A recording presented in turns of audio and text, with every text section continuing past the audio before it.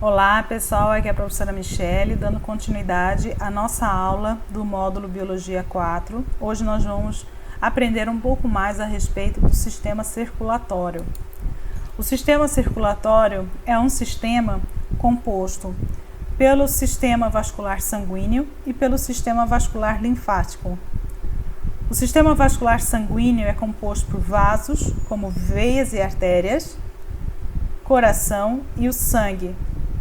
E o sistema vascular linfático é composto por vasos linfáticos que têm a função de levar a linfa. O sistema vascular sanguíneo, ele tem a função, de levar, de distribuir nutrientes e diversas outras substâncias por todo o corpo. É um sistema fechado, ou seja, ele circula por meio de vasos e possui uma bomba muscular, que faz com que esse sangue circule por esses vasos. Essa bomba é o coração. A sua função é transportar gases aos tecidos, transportar nutrientes aos tecidos, além de toxinas, distribuição de hormônios, distribuir também anticorpos e manter a temperatura corporal dentro de limites adequados. O coração, como eu já disse, é uma bomba muscular que tem a função de bombear o sangue para todo o corpo. Ele é localizado entre os dois pulmões, no meio da caixa torácica, numa porção chamada de mediastino.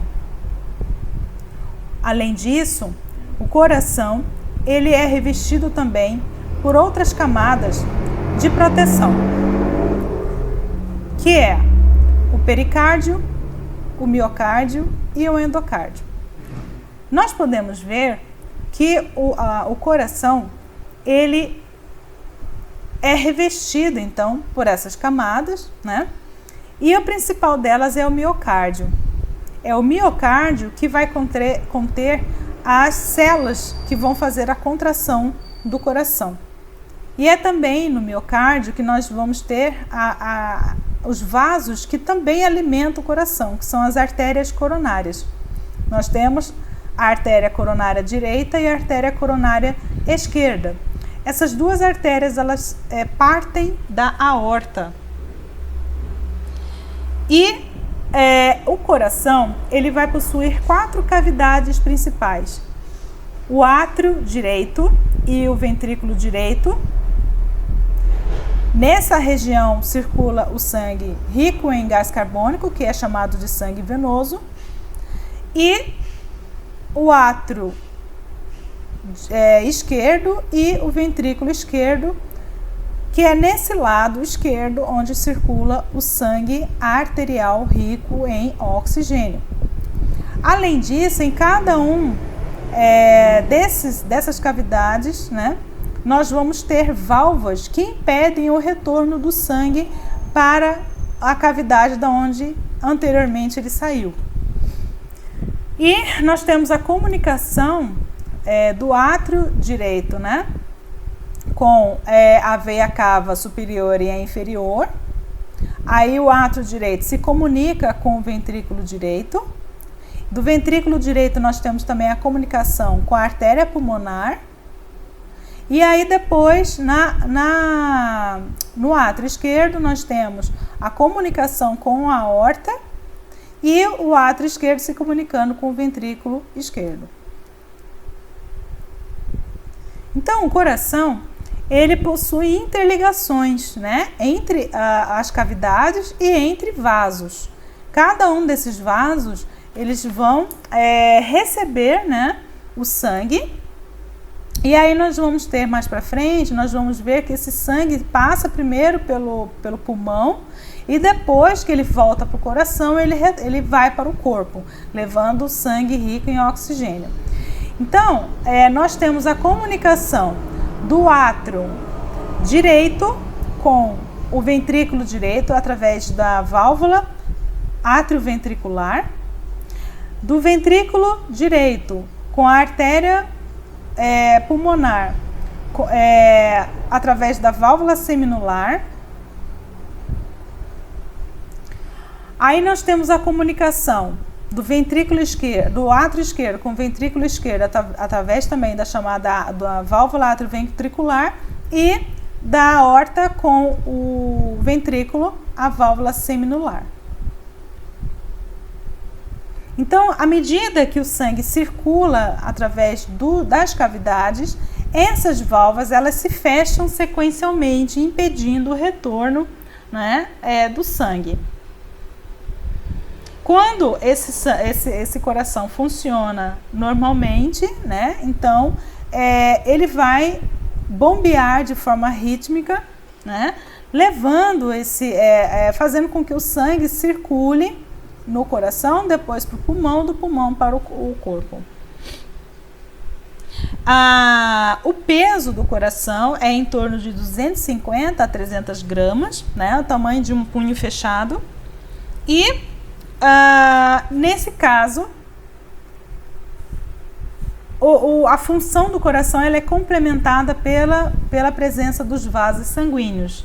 Os vasos sanguíneos que podem ser de 3 tipos: as veias, as artérias e os capilares. As veias, elas são vasos mais delgados, tá? Que têm a função de transportar sangue rico em gás carbônico, tá? Vindos do corpo para o coração. Então, elas trabalham trazendo o sangue que vem dos tecidos do corpo e retorna para o coração. Então, elas vêm contra um gradiente de gravidade, né? Então, por isso, as paredes elas são mais delgadas, porque elas não recebem tanta pressão do batimento cardíaco. E como elas vêm com uma pressão baixa, elas às vezes não têm força para subir. E aí, nesse caso, a gente vai ver que elas vão possuir estruturas internas especiais que impedem esse retorno. E já as artérias, elas já vão ter uma maior espessura, né? Vão ter camadas teciduais mais espessas aqui revestindo. Por quê? Porque elas recebem diretamente a pressão vinda do coração. Porque o coração bombeia esse sangue através desses vasos, e esses vasos, para aguentar a pressão advinda desse bombeamento, elas têm que ter a parede mais reforçada. E além disso, os capilares é outro tipo de vaso, que pode ser tanto vaso venoso como arterial, são vasos de extrema finura, né? Eles têm um tamanho bem pequeno, né, na sua espessura, porque eles são vasos que vão ter a função de entremear os tecidos a fim de levar nutrientes e também realizar as trocas gasosas ao nível celular. Então, eles têm que ser bem pequenos para eles poderem atravessar os tecidos, tá? Então, vamos ver a estrutura desses vasos. A veia, ela é composta por 3 camadas, uma chamada a túnica média, que é a camada média, a túnica interna ou íntima, tá? É nessa camada que nós vamos encontrar algumas estruturas chamadas de válvulas, que vão impedir o retorno do sangue, tá? Porque como elas sobem contra a gravidade para retornar ao coração, muitas vezes esse sangue ele não tem força para subir. Então, ele tende a retornar. Então, quando o sangue retorna, essas válvulas elas se fecham, tá? E nós temos a camada externa, que é chamada de túnica adventícia.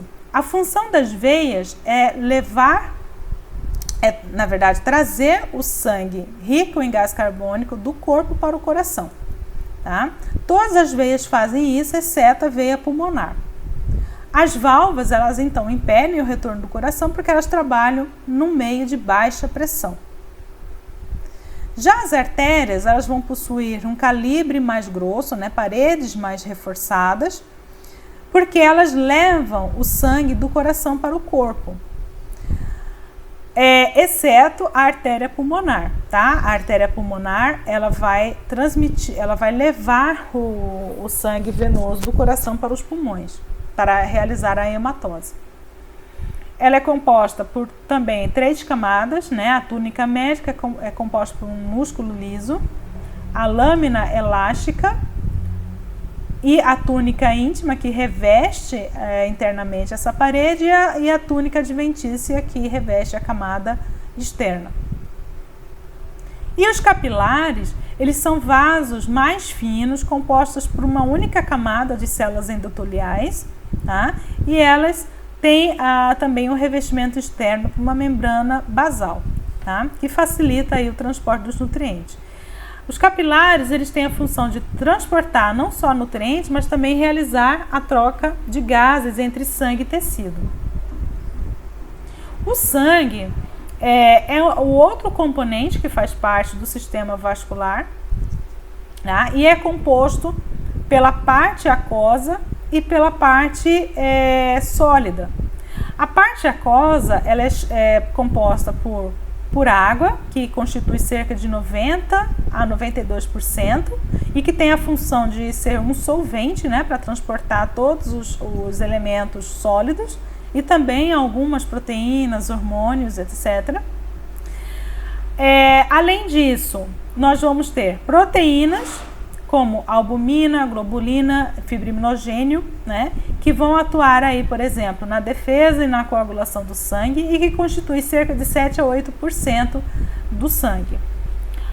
Além disso, nós vamos também ter íons, glicose, lipídios, aminoácidos, hormônios, vitaminas e gases, e que vão ter a função aí de controlar a pressão osmótica, o pH do sangue, e que constituem cerca de 1 a 2% do sangue. Aí nós temos as hemácias, que são as células sanguíneas, né, que vão fazer o transporte do oxigênio, e nós temos cerca de 4 milhões a 5 milhões e 400 hemácias por milímetro cúbico, tá? Também nós vamos ter outras células, que são as células de defesa, como leucócitos, neutrófilos, linfócitos, monócitos, eosinófilos e basófilos, que tem a função aí de realizar a defesa imunitária contra organismos, micro-organismos, né, corpos estranhos, e as plaquetas, que vão atuar aí na coagulação. Então, se a gente colocasse esse sangue na centrífuga, ou seja, em alta velocidade, depois de um tempo, a parte sólida iria se precipitar, grande parte dela iria ser, cerca de 30%, né, seria de hemácias, os 10% seria de leucócitos, ou outras células de defesa, e 60% de plasma, que é a parte líquida. Aqui nós podemos ver os diversos tipos de células de defesa, né, neutrófilos, eosinófilos, basófilos, linfócitos e monócitos. A hemácia, que é a célula que transporta o oxigênio, e plaquetas, que são restos celulares que atuam aí no processo da coagulação. Aqui mostrando uma célula de defesa, um leucócito, atacando uma célula cancerosa. Então, eles neutralizam tanto células danificadas, corpos estranhos, vermes, vírus, bactérias, que porventura possam apresentar um risco aí para o organismo. E aqui, células eosinófilas atacando um verme no sangue. Quais são os principais vasos sanguíneos do corpo? Bem, nós temos principalmente vários vasos, né, sendo as duas principais veias, a veia cava superior, tá, que é o sangue venoso que retorna dos membros superiores para o coração, tá? Ele traz sangue dos membros superiores para o coração. As veias cavas inferiores, que vão trazer sangue dos membros inferiores para o coração. Além disso, nós vamos ter a veia renal, tá? A veia do sistema porta-hepático, que alimenta, na verdade, traz o sangue venoso do fígado para o coração. e as veias jugulares, que trazem o sangue venoso da parte superior, né, da cabeça para o coração. Agora as artérias. As principais artérias são a aorta, que é o vaso de maior calibre do nosso corpo, que leva o sangue do coração para todo o corpo, ela atravessa todo o nosso corpo. A artéria pulmonar, que traz sangue venoso do coração para os pulmões. As artérias coronárias, que nutrem o músculo do coração. A artéria renal, que vai alimentar o rim, né, os rins, de uma forma geral, com o sangue oxigenado. E as artérias carótidas, que levam o sangue oxigenado para a cabeça. Como se realiza o movimento cardíaco? O movimento cardíaco, ele é representado por duas fases, a chamada sístole e diástole. A sístole é o processo de contração dos ventrículos para empurrar tanto o sangue venoso quanto o sangue arterial para as artérias venosa e a veia pulmonar. E a diástole é o processo de relaxamento em que há a entrada do sangue venoso para o átrio, passando para o ventrículo, e o sangue arterial do átrio esquerdo para o ventrículo esquerdo. Então, simplesmente a sístole é a contração com saída de sangue para os vasos, e a diástole é o relaxamento do coração e a entrada de sangue no coração, né, nas cavidades do coração. A pressão que ocorre esses movimentos, ele varia, tá? A gente, dentro da medicina, se convencionou medir a pressão em que esses movimentos se realizam em milímetros de mercúrio. A pressão máxima da sístole, ela é de 120 milímetros por mercúrio. E a pressão mínima da diástole é de 80 milímetros por mercúrio. Então, convencionou-se que uma pressão normal para uma pessoa adulta seja 12 por 8 em condições normais. E a frequência dos batimentos cardíacos é de 70 a 80 por minuto. Aqui mostrando o movimento da sístole, tá? Em que você tem a entrada, e aí a diástole é o relaxamento, a entrada, e a sístole é a contração para a saída do sangue dos vasos. Tá? Como se realiza o controle do movimento cardíaco? Bem, o coração ele se autoestimula e se regula de acordo com a necessidade. Então, em momentos de estresse ou em momentos de forte emoção, esse coração ele bate mais rápido. Em momentos mais relaxados, esse coração diminui a frequência de batimento, tá? E tudo isso é controlado por fibras nervosas, que são chamados, né, de fibras nervosas que se espalham pelo coração. Esse movimento ele é controlado pelo chamado nódo sinusial, que é uma feixe de fibras que se localiza aqui perto do átrio direito.